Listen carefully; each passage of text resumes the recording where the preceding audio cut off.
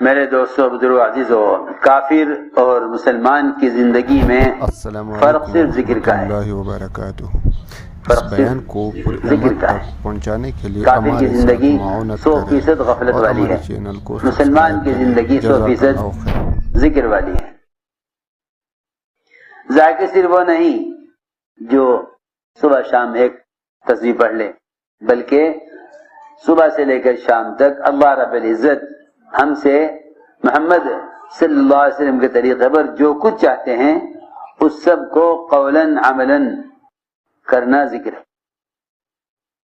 سب کو قول اور عمل کے اعتبار سے کرنا ذکر ہے۔ لوگ سمجھتے ہیں صرف زبان سے اللہ کا ذکر ہوتا ہے، نہیں، بلکہ جتنے بھی افعال ہیں تمام اعضاء کے، وہ سب کا سب ذکر ہے۔ جتنے بھی افعال ہیں تمام اعضاء کے، سب کا سب ذکر ہے۔ اس لیے کہ ذاکر حقیقت میں اس شخص کو کہا گیا ہے جس کو دیکھ کر اللہ یاد آ جائیں، جس کو دیکھ کر اللہ یاد آ جائیں، اس کو ذاکر فرمایا ہے کہ ذاکر حقیقت میں وہ ہے جس کو دیکھ کر اللہ یاد آ جائے۔ اس کے سر سے لے کر پیر تک تمام اعضاء سے اگر وہ حرام سے نظر کو پھیر رہا ہے تو یہ آنکھ کا ذکر ہے، یہ نہیں کہ آدمی زبان سے ذکر کر رہا ہے۔ اگر زبان سے ذکر کر رہا اور آنکھ سے حرام کو دیکھ رہا تو غافل ہے، ذاکر نہیں ہے۔ کیونکہ اس زمانے میں لوگوں نے ذکر کو صرف محدود کر دیا ہے تسبیحات میں، حالانکہ ایسا نہیں ہے۔ آنکھ کی پلک تک کا ذکر ہے، آنکھ کی پلک کے جھپکنے تک بھی ذکر ہے۔ آپ جتنی مرتبہ بیت اللہ کی طرف نظر اٹھا کر دیکھیں، اتنی مرتبہ ہر نظر پر جتنی نیکیاں ملنی ہیں ہر نظر پر ملیں گی۔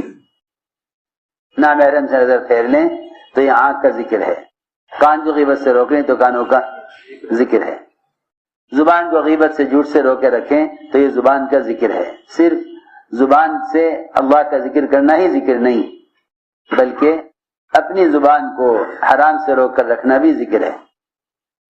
تو میں نے عرض کیا کہ مومن کی پوری زندگی ذکر سے گھری ہوئی ہے اور کافر کی پوری زندگی غفلت سے گھری ہوئی ہے۔ کافر غفلت میں ڈوبا ہوا ہے کہ اسے کبھی اللہ کا دھیان نہیں آتا، مومن اللہ کے ذکر میں ڈوبا رہتا ہے کہ اسے اس کے غیر کا دھیان نہیں آتا۔ اس لیے سب سے بہترین طریقہ ذاکر بننے کا کہ صبح سے لے کر شام تک جس موقع کی جو دعا ہے اور جس موقع کا جو ذکر مسنون ہے اس کا اہتمام کر لو، اس کا اہتمام کر لو۔ ایسا شخص کی زبان مرطوب بذکر اللہ ہو جائے گی، ایسے شخص کی زبان مرطوب بذکر اللہ ہو جائے گی، ایسے شخص کی زبان اللہ کے ذکر سے تر رہے گی۔ صبح سے لے کر شام تک جس وقت کا جو ذکر مسنون ہے، جو ذکر مسنون ہے، اس لیے کہ صرف تحمید، تحلیل، تسبیح، تکبیر تک ذکر محدود نہیں ہے، بلکہ جس وقت کی جو دعا مسنون ہے اس وقت اس دعا کا پڑھنا یہ ذکر ہے۔ حضور اکرم صلی اللہ علیہ وسلم نے کس وقت میں کیا ذکر کیا، اس لیے تمام مسنون دعائیں ذکر میں داخل ہیں۔ اگر کوئی بیت الخلاء سے نکلنے کے وقت، بیت الخلاء سے نکلنے کے بعد قرآن کی آیت پڑھے تو سنت کا ذکر نہ ہوگا، حالانکہ قرآن کا پڑھنا افضل ذکر ہے، قرآن کا پڑھنا افضل ذکر ہے۔ مگر بیت الخلاء سے نکلنے کے بعد اس وقت یہ سوچے کہ اس وقت کی کیا دعا ہے، اس وقت کی کیا دعا ہے، اس وقت اس دعا کا پڑھنا افضل ہے۔ علماء نے لکھا ہے وہ تمام جہود زوایا کی تعمیر اور یتیم خانے تعمیر کرانے اور خیر کے راہوں میں مال خرچ کرنے کو اگر آپ کی وفات سے لے کر قیامت تک بھی امت مجتمع ہو کر لے تو حضور اکرم صلی اللہ علیہ وسلم کے استنجے کی لائن کی سنت کا مقابلہ نہیں کر سکتے۔ تمام زوایا کے تعمیر کرنے اور یتیم خانے بنانے اور امت کو اس طرح سے راحت پہنچانے پر اگر قیامت تک کے لیے بھی امت مجتمع ہو جائے تو حضور اکرم صلی اللہ علیہ وسلم کے استنجے کی لائن کی سنت کا مقابلہ نہیں کر سکتے، کیونکہ جو چیز آپ سے بہرا ثابت ہے اس کے مقابل کوئی عمل نہیں ہے۔ یہ سارے کار خیر ہیں لیکن مسنون نہیں ہیں۔ جو چیز مسنون ہے اس کے انوارات میں اس لیے عرض کر رہا ہوں کہ بعض مرتبہ آدمی دنیا میں کوئی بڑا کارنامہ انجام دے لیتا ہے تو پھر یہ سوچتا ہے کہ اگر مسلم دعائیں یاد نہ کی تو کیا بات ہے، اور بھی تو بڑے خیر کے کام کر رہا ہوں، اگر بیت الخلاء میں جانے کی دعا یاد نہیں تو کیا ہو گیا، میں اس سے بھی بڑے کام کر رہا ہوں۔ یہ بات یاد رکھو، جو چیز حضور اکرم صلی اللہ علیہ وسلم سے براہ راست ثابت ہے اس کے مقابل اور کوئی عمل نہیں ہے۔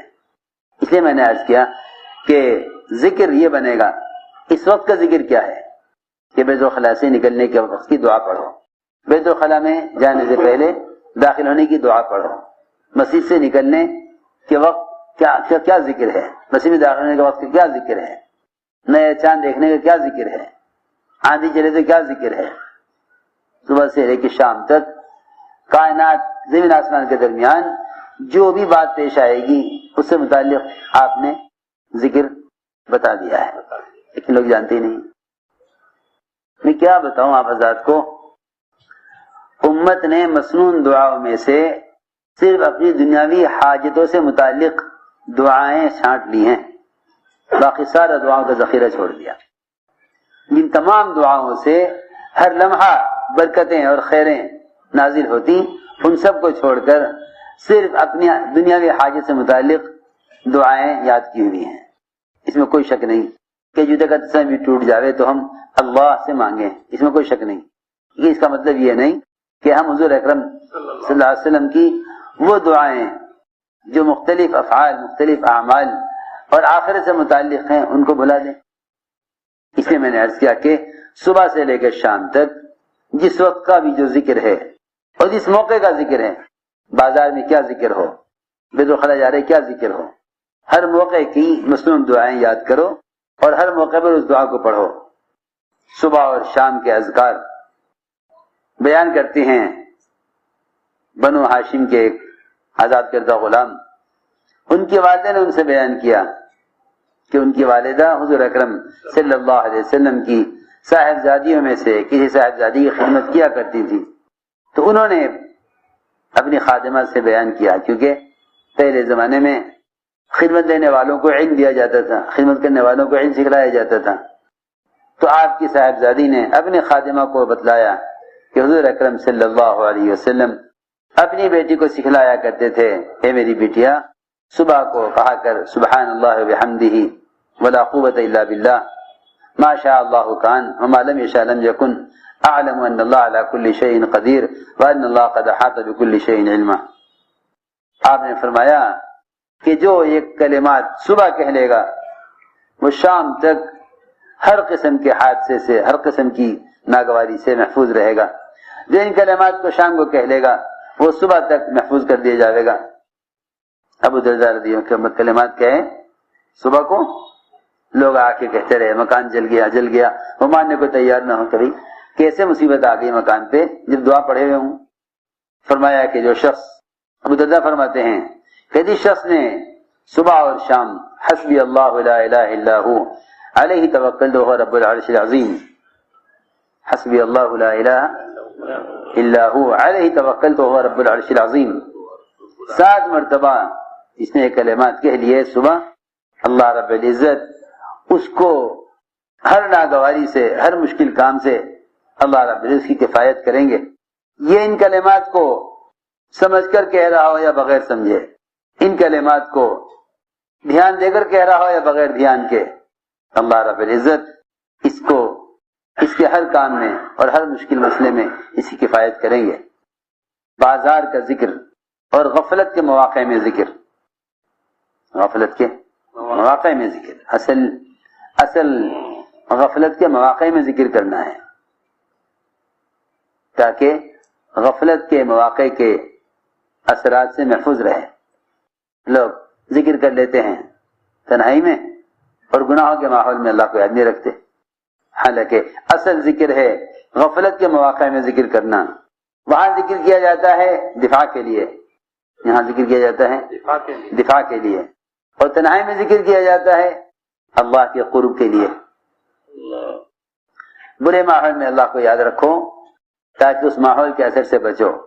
وہاں مقابلے کے لیے ذکر ہے, وہاں مقابلے کے لیے ذکر ہے, اور یہاں تقرب کے لیے ذکر ہے. حسمہ کہتے ہیں کہ حضور اکرم صلی اللہ علیہ وسلم نے فرمایا اللہ تعالی کو سب سے زیادہ محبوب سبحۃ الحدیث ہے. کیا ہے؟ سبحۃ الحدیث. اور اللہ کو سب سے زیادہ نفرت تمام اعمال میں تحریف سے ہے.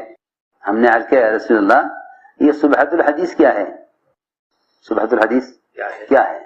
آپ نے فرمایا کچھ لوگ بیٹھے ہوئے لا یعنی باتیں کر رہے ہوں, دنیا کی باتیں کر رہے ہوں, دنیا کی باتوں میں مشغول ہوں, اور ایک آدمی ان سب سے الگ ہو کر اللہ کی پاکی بیان کرے, تسبیح پڑھے, اللہ کا نام لے, اللہ کا ذکر کرے, یہ اللہ تعالیٰ کو سب سے زیادہ محبوب ہے.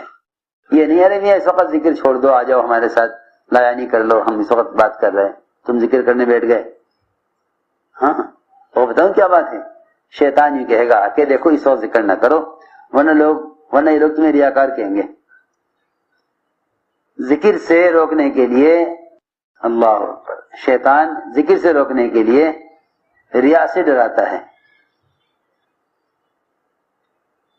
حالانکہ شیطان کی کیا پڑی کہ وہ کسی کو ریا سے ڈرائے, شیطان تو خود جائے گا کہ اس کے اندر میں ریا داخل ہو, لیکن ذکر سے ہٹانے کے لیے, ذکر سے روکنے کے لیے ریا سے ڈراتا ہے کہ اس وقت ذکر نہ کرو ورنہ لوگ تمہیں ریاکار کہیں گے.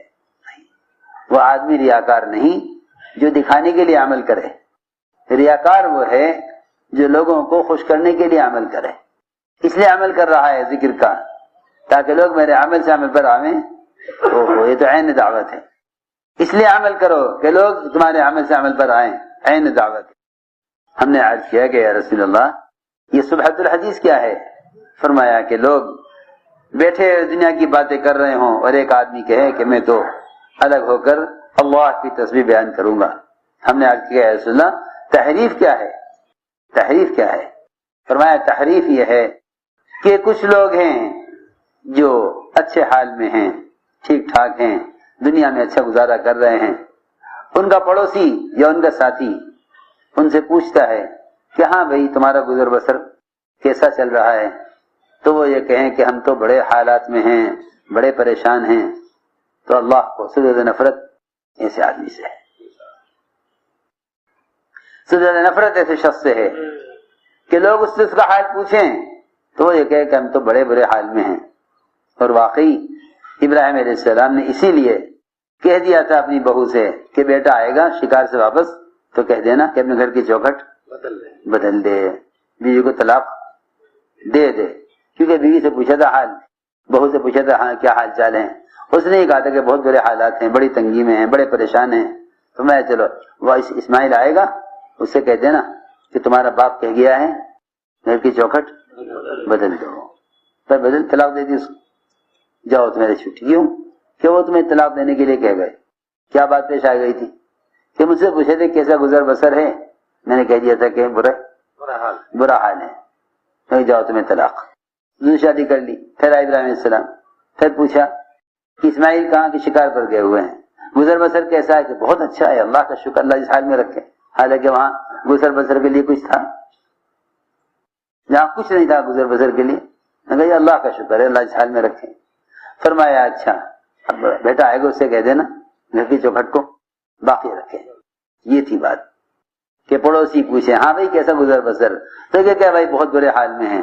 فرمایا کہ اللہ تعالیٰ کو اس شخص سے سب سے زیادہ نفرت ہے.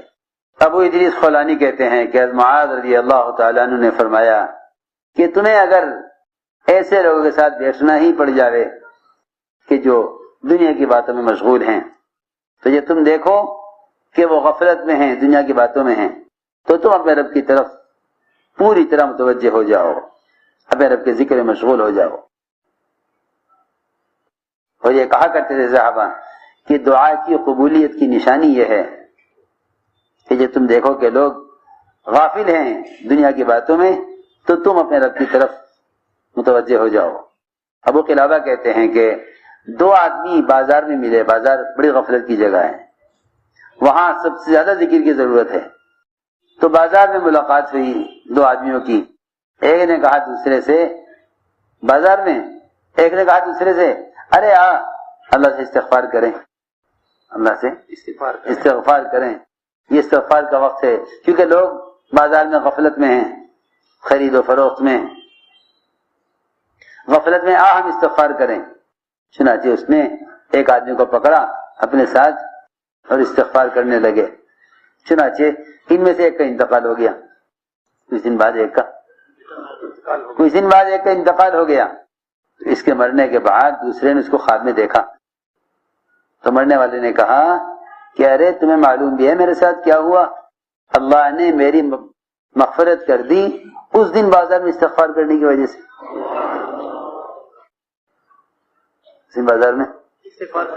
اس دن بازار میں جو میں نے تمہیں استغفار کیا تھا نا, تو یہ خبر بھی ہے اللہ نے اس پر میری مغفرت کر دی اس رات میں جب بازار میں ہم نے استغفار کیا تھا.